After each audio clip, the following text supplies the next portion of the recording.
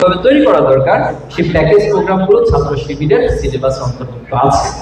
আমাদের একটা report system রয়েছে, রিপোর্টিং সিস্টেম, প্রত্যেককেই এই রিপোর্ট মেনটেন করতে, একবার কেন্দ্রীয় সভা থেকে শুরু করে একজন কর্মী পর্যন্ত এই রিপোর্টে আপনি খুঁজে পাবেন। সেখানে আপনাকে কোরআন পড়তে হবে, হাদিস পড়তে হবে, সাহিত্য পড়তে হবে, নিয়মিত ক্লাসে উপস্থিত থাকতে হবে।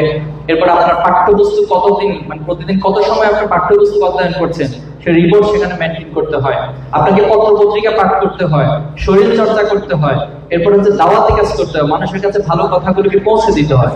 এই যে একটা রুটিনের মধ্য দিয়ে ছাত্র শিবির তার টোটাল জনশক্তি গঠন করে, এর মধ্য দিয়ে একটা শিক্ষার্থীর মাঝে একটা শৃঙ্খলা এবং তার ভারসাম্যপূর্ণ জীবন গঠনের জন্য কাজগুলো আমরা করে থাকি।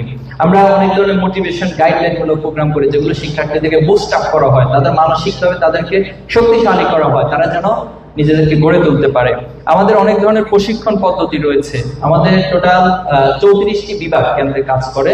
এর মধ্যে গুরুত্বপূর্ণ যেমন সাহিত্য বিভাগ, কেউ যদি সাহিত্যিক হতে চায় সাহিত্য চর্চার মধ্য দিয়ে নিজেকে গড়ে তুলবেন। আমাদের প্রত্যেক মাসে প্রায় 15টা সাহিত্য পত্রিকা আমরা বের করি, বাংলা, ইংলিশ থেকে শুরু করে অ্যারাবিক ভার্সন, বিভিন্ন ভার্সনে এই কাজগুলো আমরা করে থাকি। আমাদের কালচারাল বিভাগ রয়েছে, যেটা আপনি যদি সংস্কৃতির দিকে ঝোঁক থাকে, প্রতিভা থাকে, তাহলে সেখানে আপনি গড়ে তোলেন। এভাবে করে যে যে সেক্টরে কাজ করতে চায়, নিজেকে গড়ে তুলতে চায়, ছাত্র শিবিরের সবগুলো আয়োজন আমাদের রয়েছে। কেউ যদি গবেষক হতে চায়, আমাদের গবেষণার স্কুল রয়েছে বিভিন্ন, সেখানে আপনি নিজেকে ট্রেন আপ করতে পারবেন।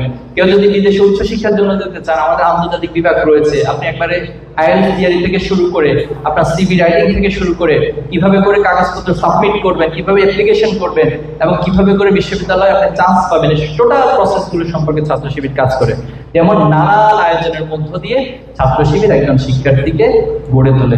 আমরা আপনাদের কাছে অনুরোধ করব, ছাত্র শিবিরের কাজগুলোকে আপনারা জানবেন, আমাদেরকে অ্যাপ্রিসিয়েট করবেন। সবাইকে কালকে থেকে ছাত্র শিবিরের সাথে দিয়ে যেতে হবে আমি এটা বলবো না, বাট ছাত্র শিবির যে ভালো কাজগুলো করে এগুলোকে অ্যাটলিস্ট আপনারা অ্যাপ্রিসিয়েট করবেন, এই অনুরোধ আমরা আপনাদের কাছে করব। আমাদের নিয়ে বিভিন্ন জন বিভিন্ন প্রোপাগান্ডা চালায়, আমাদেরকে রক কাটা বলে বিভিন্ন সময়, এরপরে এখন আবার নতুন করে গুপ্ত বলে, এরপরে আরো নানান শব্দ আমাদের জন্য প্রয়োগ করে।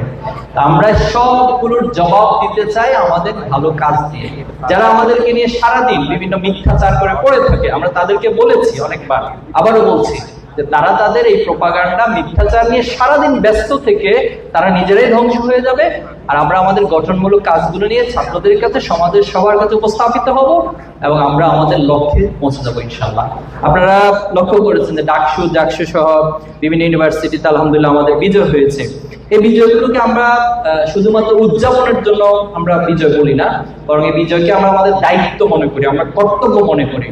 এবং আমরা মনে করি শিক্ষার্থীরা আমাদের উপর যে কারণে আস্থা রেখেছে, আমরা বাংলাদেশের ক্যাম্পাসগুলোকে ঠিক সেভাবে করে শিক্ষার্থী বান্ধব করে, একাডেমিক ওরিয়েন্টেড করে, ক্যারিয়ার ওরিয়েন্টেড করে, শিক্ষার্থী বান্ধব করে আমরা ক্যাম্পাসগুলো গড়ে তুলবো ইনশাআল্লাহ। আপনারা ইতিমধ্যে খেয়াল করেছেন ডাকসুতে দৃশ্যমান কাজ আমাদের ভাইয়েরা করছেন। ডাকসুতে শুরু হয়েছে চিটাং ইউনিভার্সিটি, এরপরে সেখানে আলহামদুলিল্লাহ শিক্ষার্থীদের চাহিদার আলোকে তাদের কল্যাণের জন্য আমরা কাজগুলো করে যাচ্ছি।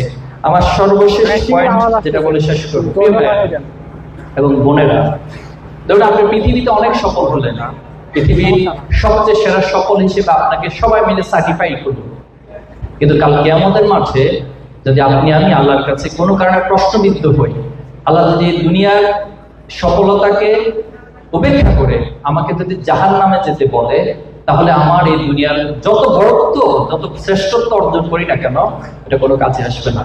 এজন্য আমাকে আমার যে মৃত্যু, নিশ্চিত মৃত্যু, পৃথিবীতে দেখুন এখন পর্যন্ত অনেক মানুষ অনেক ক্ষমতার দাপট দেখিয়েছে, নিজেকে অনেক বিত্তশালী হিসেবে উপস্থাপন করেছে, কিন্তু আল্লাহ তাআলার কাছে তাকে পৌঁছতে হবে না অথবা মৃত্যুবরণ করতে হবে না, এই কথাটা এখন পর্যন্ত কেউ দাবি করতে পারে না।